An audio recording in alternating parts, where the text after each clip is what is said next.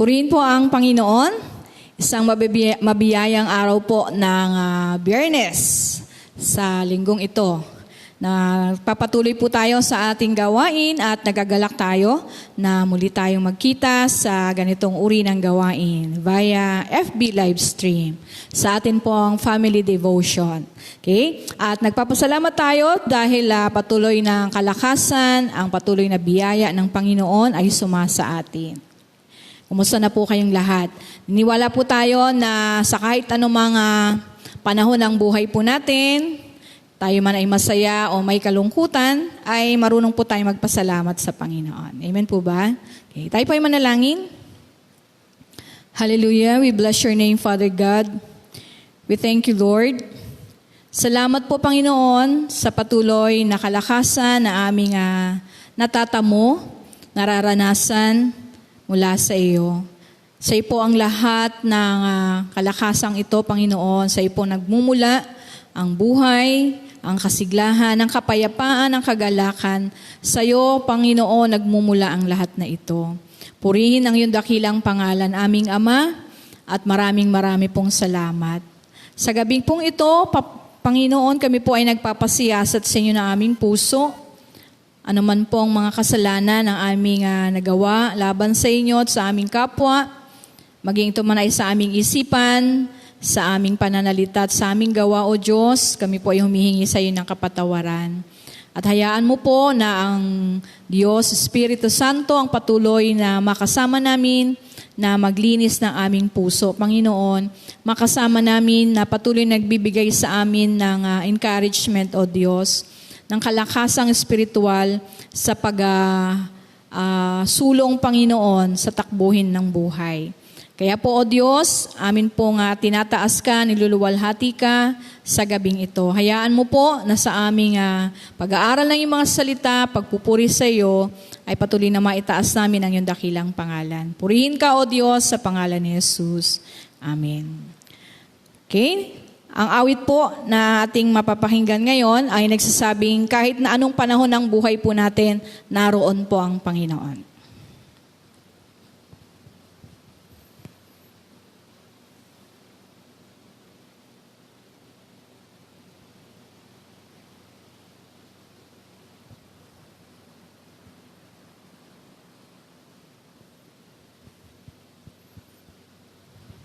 Yes, Lord. We bless your name, O God. Thank you, Jesus.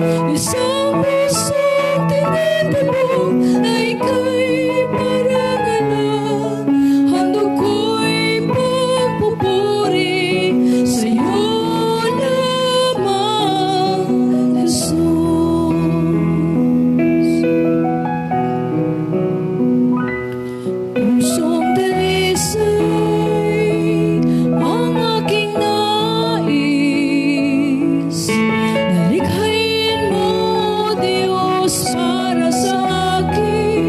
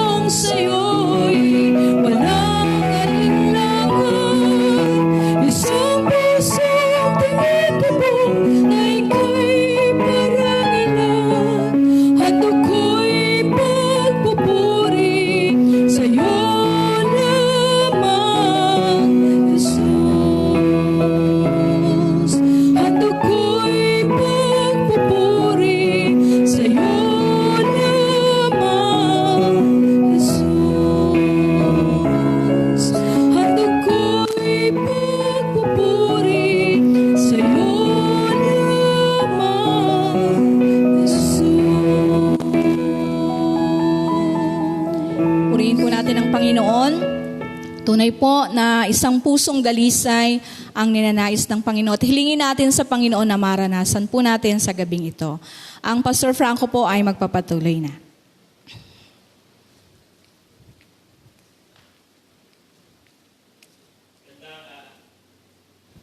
Gandang gabi po sa inyong lahat. Purihin po ang Panginoon. Muli po ay nandito tayo sa ating family altar. Wala po tayong praise and worship since lockdown po. Wala po tayong TV set dahil lockdown din.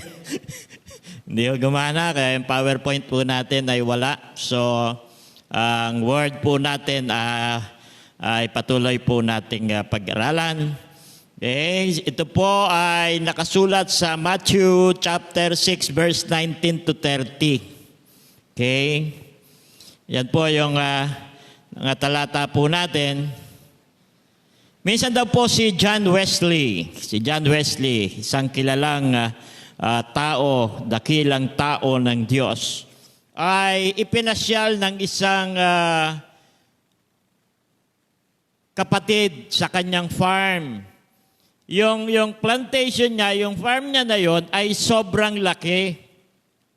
Kaya nga po kahit nakasakay sila sa mga kabayo, at ilang oras sila nag-ikot doon sa plantation na yon, ay kokonti lang yung kanilang napuntahan doon sa property ng tao na yon, sa plantation, sa sobrang laki ng plantation. At kaya nga po nung hapon na, at the end of the day, sila po ay nandun na sa bahay. So nakaupo sila sa mesa na pagkainan upang mag-dinner.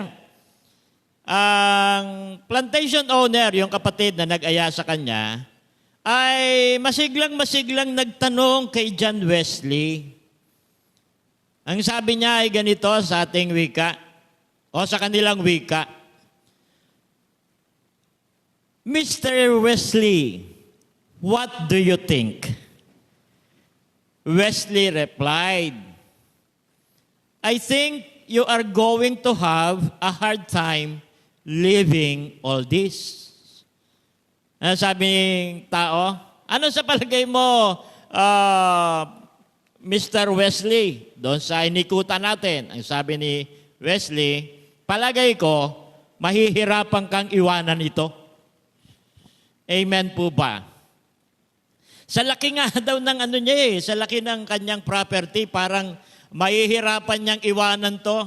Parang nandoon yung sobrang panghihinayang pag siya'y lilisan na sa mundong ito.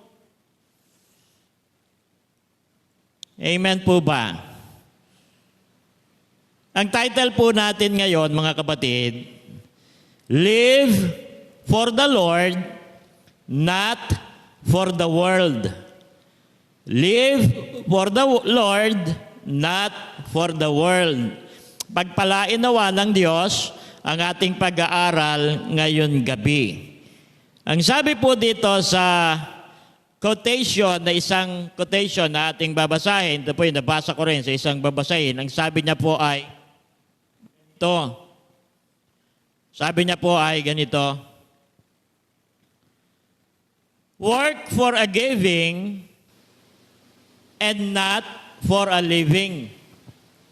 Okay?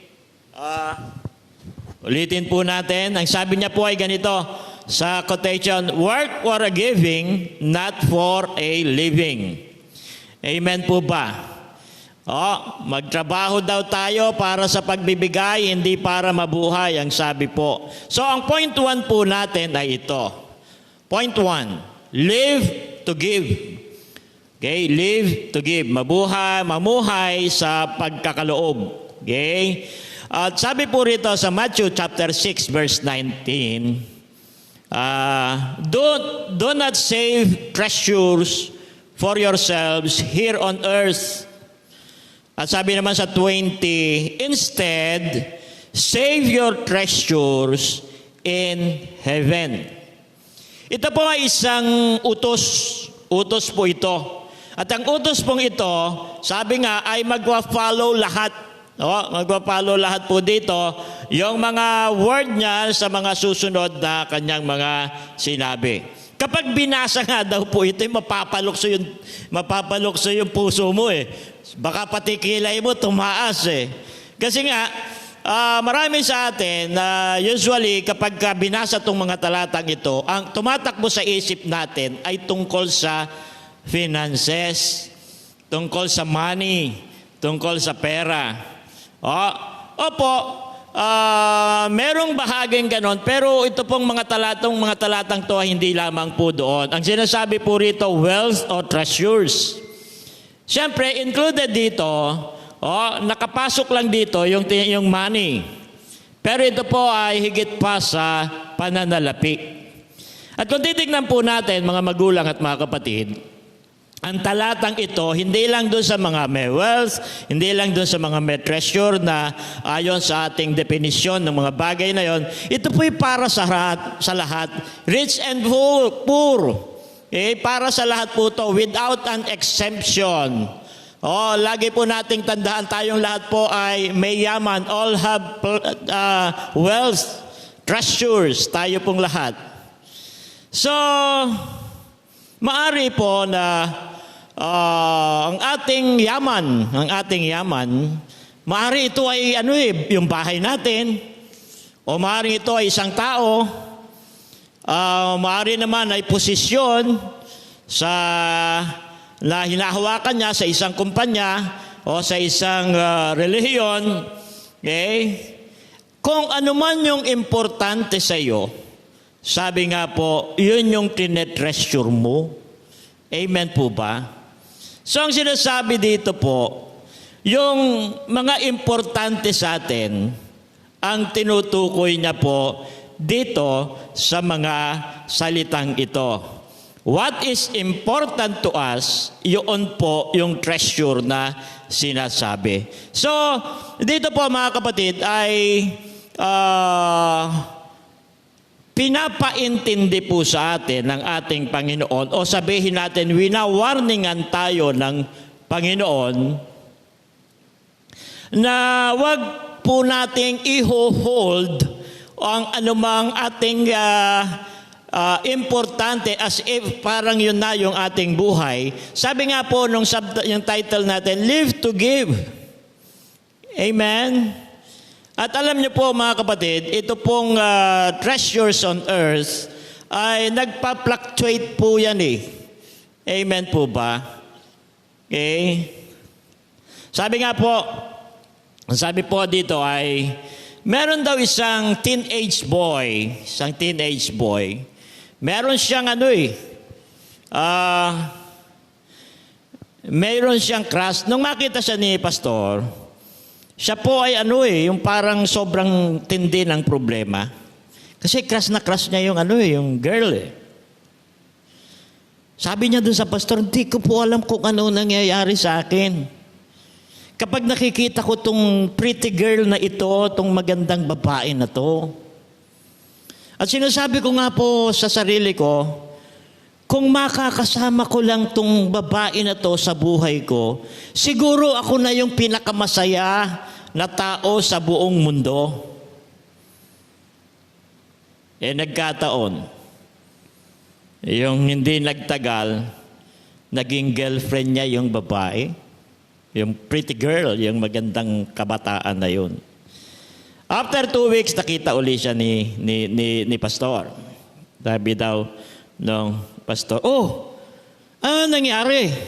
Akala ko ba pag naging kayo na ay ikaw ang magiging pinakamasayang tao sa buong mundo?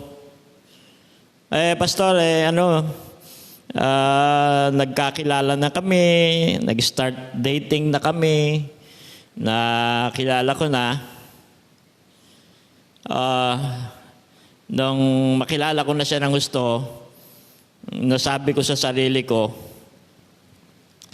kung sakali o kung matatakasan ko lang tong babae na to, siguro ako na yung pinakamasayang lalaki sa buong mundo.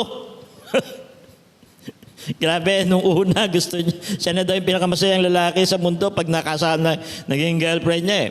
Nung naging girlfriend niya at nakilala niya, gusto niya ng kalasan at iniisip niya na siya yung pinaka masayang lalaki sa buong mundo pag nakalasan niya yung pretty girl na yun. Fluctuating ang interest natin sa earth, fluctuating ang importante sa buhay natin dito sa earth dahil wala pong forever dito, ito po ay puro temporary lang. So do not save treasures for yourselves here on earth. Instead, save your treasures in heaven. Amen po ba? Sabi po rito, money leads, hearts follow. Show me your sabi nga po, show me your bills, show me your receipts, and I will show you where your heart is. Amen po. Pakita mo sa akin yung mga resibo mo, yung mga bills mo. Sasabihin ko sa iyo kung nasaan yung puso mo. Dahil ang isang katotohanan na sinasabi ng Panginoon dito, what is important to you, your heart will follow. Amen po ba? So money leads, hearts follow. Your passion,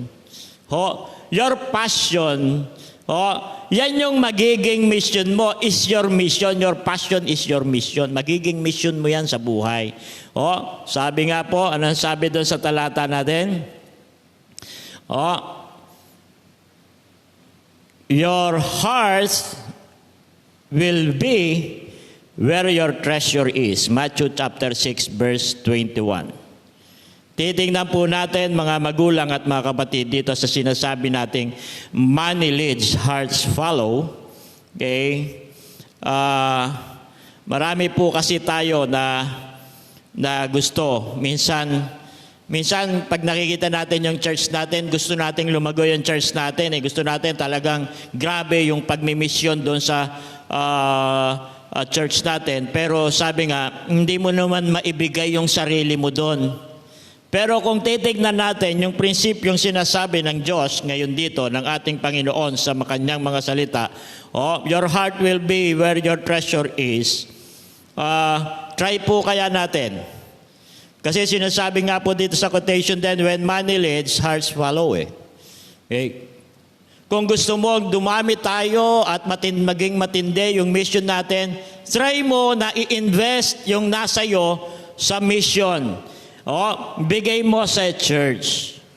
Amen po ba? Kung gusto mo na magkaroon ka ng tinatawag na great concern, matindi at malaking malasakit sa mga mahihirap, bakit daw hindi mo ilagak ang iyong mga tinatangkilik sa church, magkaloob sa church, sabi nga po, upang ang church ay mayroong pangkaloob, pang-ayuda sa mga mahihirap.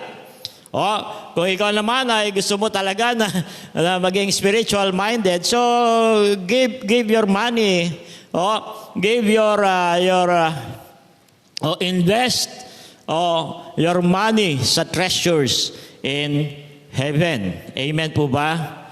So mga magulang at mga kapatid, ang katotohanan po nan, kung tunay na ikaw ay born again, siyempre your heart focus sa eternal.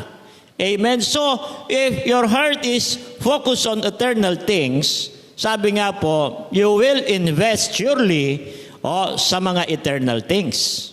Amen? Amen po ba?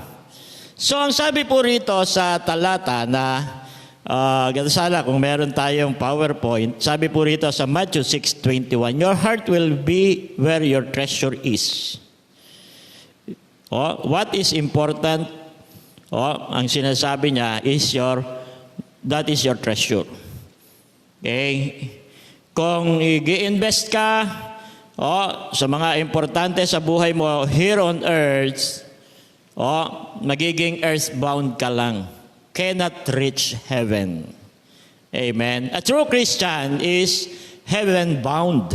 Amen po ba? So his heart and so his wealth also. Amen? Amen po ba? prosperity with a purpose, and money with a mission. Okay? Prosperity with a purpose and money with a mission. Okay? Sabi nga po, binless tayo ng Diyos upang i-enjoy yung portion o yung fraction of that blessings. Pero ang wealth talaga, ang blessings talaga ng Panginoon ay sinyer sa atin ni Lord to share and bless the needy, the world. Amen po ba? Nang sabihin ng Panginoon na our hearts will follow what is important to us or what we treasure in life, sabi po rito, ang importante kasi sa Panginoon, hindi nyo pa po nakikita, what is important to God is your hearts, is our hearts. Amen po ba? So, if you invest your treasures in Him, in heaven, your heart will follow. Amen po ba? Lalo kang magiging mainit kay Lord. Amen po ba? Since sinabi niya to your heart will be where your treasure is. If you invest more to God, if you will invest more to His church, your heart will follow. Talagang mamahalin mo yung church, talagang mamahalin mo si Lord kasi yun po yung prinsipyo na sinasabi ng Panginoon, susunod kasi doon yung puso mo. Amen po ba? Susunod kasi doon ang iyong puso. Amen? So, sa second point po natin, mga kapatid, ang sabi po rito sa 6:24 ng Matthew, you cannot serve two masters at the same time. Live to serve. You cannot serve two masters, ang sabi po rito. Amen? And you cannot serve God and mammon at the same time or riches at the same time. Ito po yung sinasabi dito. So, you will hate one and love the other. You will be loyal to the one or to one and not care about the other. Ito po yung magiging senaryo.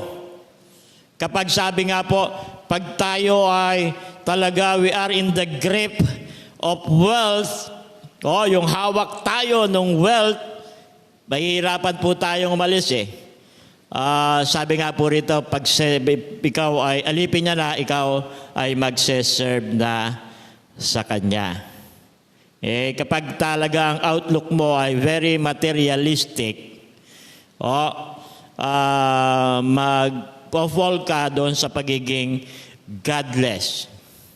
Kahit pa sabihin natin na madalas na namumutawi sa bibig mo ay ang tungkol sa Diyos o ang Diyos ay lalabas pa rin na magpo-fall ka doon sa tinatawag na godless living. Amen po ba? Ang mahalaga po kasi po rito is hindi yung what do you confess, not what do you confess, not what do you profess. Ang mahalaga po rito, whom do you serve? Yun po yung mahalaga rito. Whom do you serve? Yun po yung tinitignan dito. Maybe ikaw ay very holy every Sunday, pero from Monday to Saturday, you are serving the world. You are serving yourself. You are serving what is important to you, riches and wealth. Yun po yung sinasabi rito. At hindi po pwedeng hindi mo pwedeng pagsabayin ang sabi ng Panginoon. Amen po ba? Wala naman siya sinasabi na wealth and treasure is wrong. Di po. Amen. Nagkataon lang mga kapatid na yung mga bagay na yan ay binebless ka ni Lord, binibigay sa iyo ni Lord. Okay? Not to worship them, but to use them for the glory of God. Amen? Amen? Binless ka ni Lord to bless others. Ito po yung katotohanan. Wag po nating sikapin, sabi nga po na pahalagahan ang mga bagay dito sa lupa. Ngayon po ay end times na. The days of carnal living ay napapansin na natin. Luxury loving ang people ngayon. Powerless Christian napapansin na natin. Amen? Isa po ito sa katotohanan na nakikita na po natin sa kasalukuyan dahil tayo po ay totoong nasa end times na. Live to serve. Amen? If you want to serve God, sabi nga po, invest sa Kanya upang yung hearts mo makarating sa Kanya so you serve the Lord wholeheartedly. Minsan daw po, meron daw tao sa isang maliit na church na nag-present sa kanyang mga kasama na ang tema ay, we need a new church building na ma-accommodate tayo. At nagkakahalaga to ng million, sabi nga niya. Pero sabi niya, nung isang tao, wala akong milyon. Wala akong milyon. Pero meron akong singsing at bracelet at konting salapi dito sa aking bulsa. At sinasabi sa akin ng Panginoon ngayon, the church need new church building. At ang sabi niya sa akin, go and give what you have. Diba, ang daming gumagawa po noon. Yung iba, nagtatanggal pa nga ng hikaw. Yung, natatandaan ko, yung Beulah-Land, wala namang pera yan nung sinimulan noon. Pero ang daming nag-contribute yan. Merong relo, merong kung ano-ano.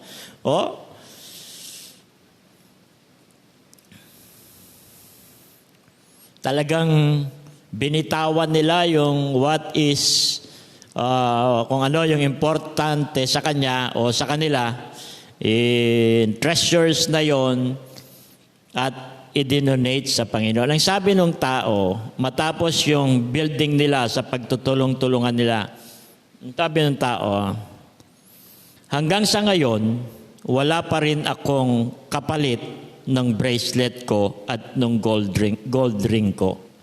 But I am happy. But I am happy. Ikaw, kapatid, kung tatanungin ko, halimbawa merong karasing ganon opportunity. Dito po sa amin sa NJ, ay meron po kaming naging pangitain dito na makabili ng isang sasakyan na pang-service. Yun po ay isang opportunity na dumaan sa amin. Okay? Isang opportunity to invest doon sa treasures in heaven. At marami pong sumagot at mabilis pong nakuha yung sasakyan. Meron ba sa buhay natin na opportunity to give for the treasures in heaven? Nag-i-invest tayo para sa treasure natin sa heaven na napapalagpas natin. Huwag po nating palalagpasin yun. Sayang po yung opportunity na yun. Nasa end times na po tayo, maybe pwedeng lumagpas yun. Hindi lang naman pera eh. Halimbawa po, iba yung ating sitwasyon ngayon, di ba? Kikwento ko lang sandali sa inyo yung conversation namin nung anak ko. si Jana. Marami po, lahat naman po halos ng health workers, frontliners, ganun po eh. Medyo siyempre ama ka. Natatakot ka na siya ay mapunta doon sa lugar, sa hospital na kung saan ay marami yung mga may cases ng COVID. Sabi ko sa kanya minsan, Nak, mabuti pa kaya huminto ka na sa trabaho. Huwag ka nang pumasok. Sabi niya sa akin, di pwede, Daddy. Kailangan kong pumasok.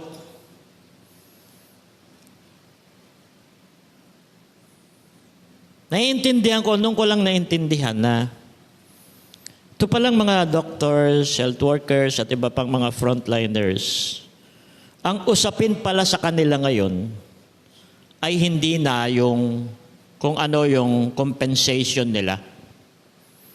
Ang usapin sa kanila ngayon ay yung magawa nila kung ano yung calling nila. Doon na sila tinawag. At hindi na sweldo yung kanilang tinitignan, kundi yung makatulong na sila sa mga tao. Kaya yung mga ibang mga doktor ay nagbuwis na rin ng buhay. At alam po natin na medyo yung ano nila ay mahirap at isang pagkakamali nila ay nabibingit yung kanilang yung isang paa sa disgrasya ng COVID. Ganun po sila. Kaya dapat yung mga frontliners din natin ay pinagpe-pray talaga natin. Tinutulungan natin sila even in prayers. Binibigyan natin sila ng pagpapahalaga. Kasi living to serve na talaga sila eh. Hindi na living hindi na working for a living. Hindi na po ganun eh. Talagang serving na, calling na yung kanilang tinutupad. Diba meron tayong tinatawag na sa mga sasakyan ng opisyal ng mga gobyerno, may nakalagay doon for official use only. Di po ba? Service yan para sa gobyerno. Service yang sasakyan na yan para sa gobyerno. For official use only. Mga opisyal lang na lakad, mga opisyal lang na gawain, dinadala yung sasakyan na yan. Sana ganun din makita sa atin ng Diyos, living to serve tayo. For God's use only ang buhay natin. Ginagamit lang to serve God and not to serve the world or to serve ourselves. Ginagamit lang para sa kapurihan at kaluwalhatian ng Diyos.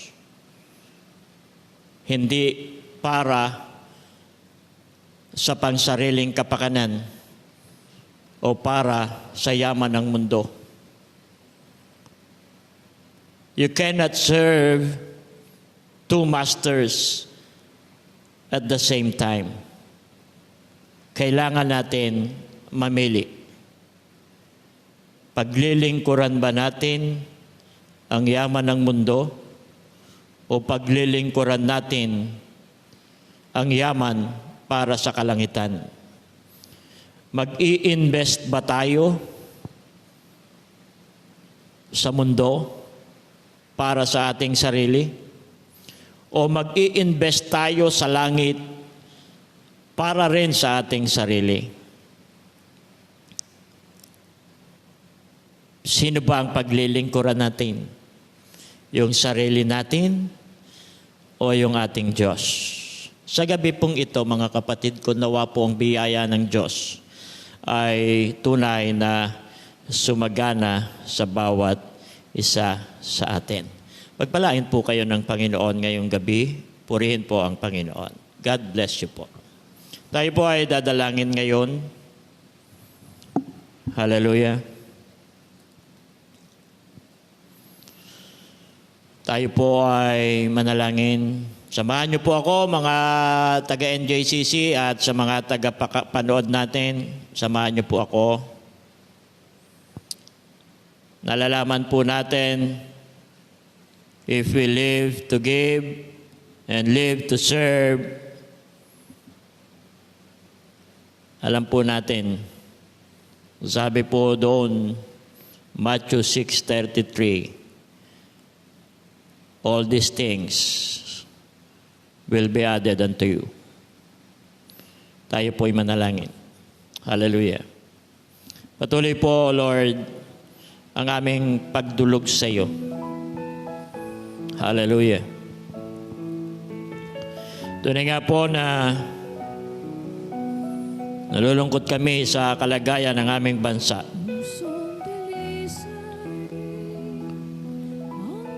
Pero sa tuwing naaalala, sa tuwing sumasagi sa isip namin, na narito kami upang gamitin mo upang idulog ang bansa. Natutuwa po kami dahil naniniwala po kaming kayang-kaya mong baguhin ang aming bansa at ang buong mundo. Hinihiling po namin sa iyo ngayon na ang bansang ito na pinaglagyan mo sa amin ay maging libre na, Panginoon, sa virus na ito.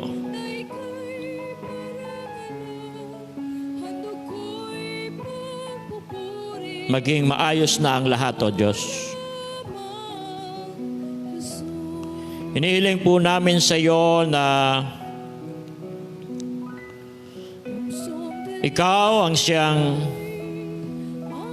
patuloy na magpagaling sa bawat isa sa amin, sa aming mga mumunting karamdaman. Si Ana, si Pao, si Pinky, si Kaben, si Kasita, mami ni Sister Beth at si Sister Beth mismo, at ilan pa naming mga kapatid na may karamdaman. Ikaw po ang magpagaling sa kanila. Inihiling din po namin sa iyo, Panginoon, ang aming mga kapatid, ang pamilya ng kapatid na Eddie. Ikaw po ang siyang patuloy na magligtas sa bawat isa sa kanila. Gawin mo po, Panginoon, ang lahat ng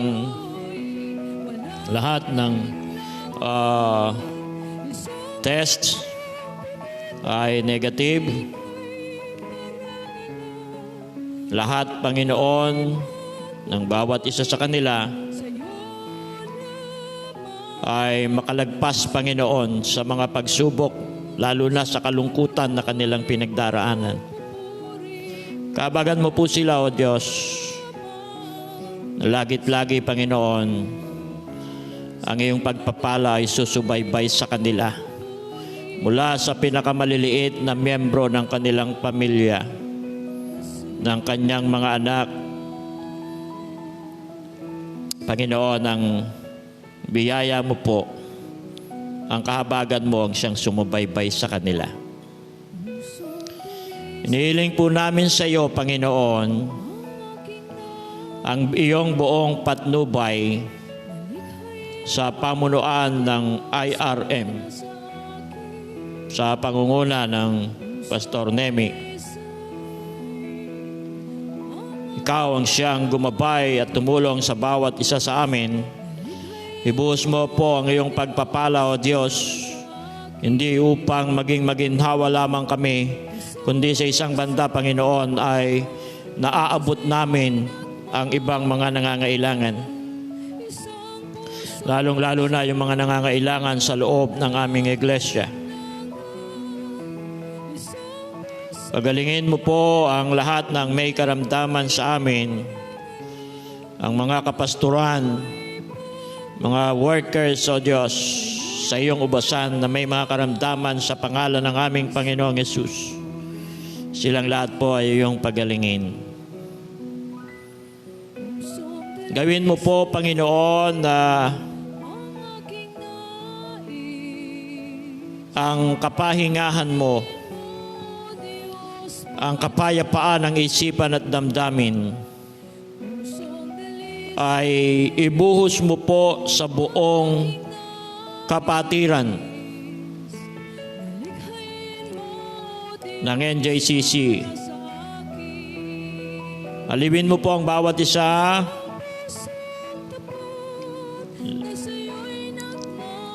Pagpalain mo po, Diyos. Hinihiling po namin sa iyo ngayon, Panginoon, na igawad mo po sa amin muli ang kapangyarihan mo upang sa paghayo namin, Panginoon, dala-dala namin ang katibayan, Panginoon, ang kapangyarihan na magpapatunay, O Diyos, na mayroon kaming Diyos na buhay, nagpapagaling, nagkakaloob, nagmamahal, at pumapatnubay sa amin. Napakabuti mo po, O Diyos. Muli po, maraming salamat sa iyo. Maraming salamat po sa iyong ginagawa sa buhay ng bawat isa sa amin. Sa pangalan ng aming Panginoong Yesus. Amen. Amen. Magandang gabi po sa inyong lahat. Purihin po ang Panginoon. Praise the Lord.